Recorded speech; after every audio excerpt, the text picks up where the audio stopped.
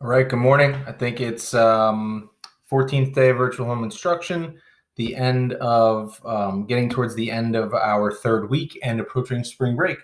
Now, I think we have a really fun activity that we're going to put all of our information together with, and we are going to attend, sadly, a Roman wake tomorrow on Flipgrid.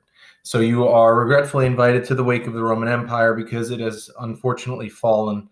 It's a very sad day. The wake is tomorrow, where it's social distancing via Flipgrid. So we're going to be together at the wake, but through Flipgrid.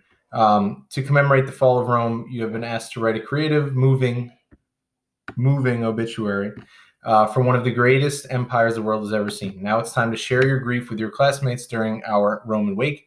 Remember, you're not a sixth grade student anymore, but a toga-wearing Roman who's mourning the loss of an empire.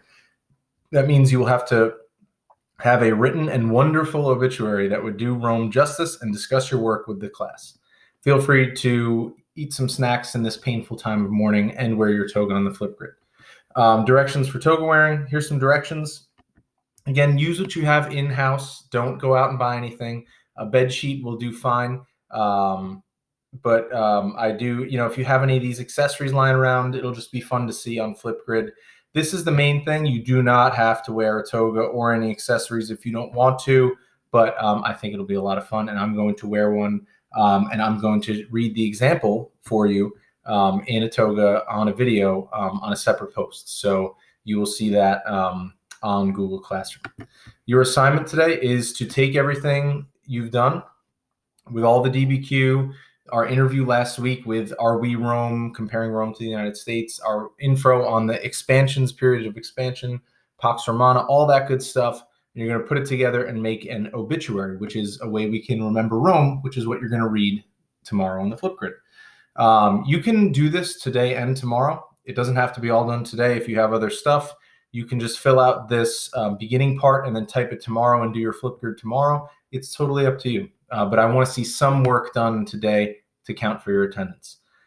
Use your resources to fill in the blanks. After you're done, put all of your information together so you have at least a 7-sentence obituary. I expect probably you'll write more, but at minimum 7 sentences. Fill out these as a good way to start. Birth date, age, date of death, causes of suspected death, or causes or suspected causes of death, at least 3. Hint, think about the reasons why Rome fell from the DBQ, the question you answered yesterday. Parents who supposedly founded Rome. Hint, twins raised by wolves. Accomplishments, 3 good things about Rome. Think back to Pax Romana, Augustus, all that stuff.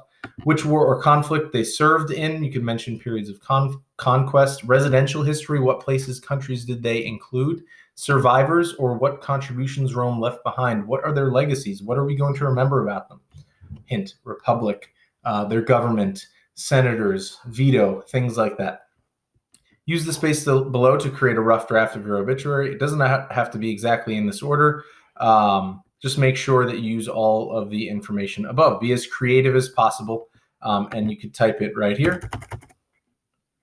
All right, type it right there. And this is the example.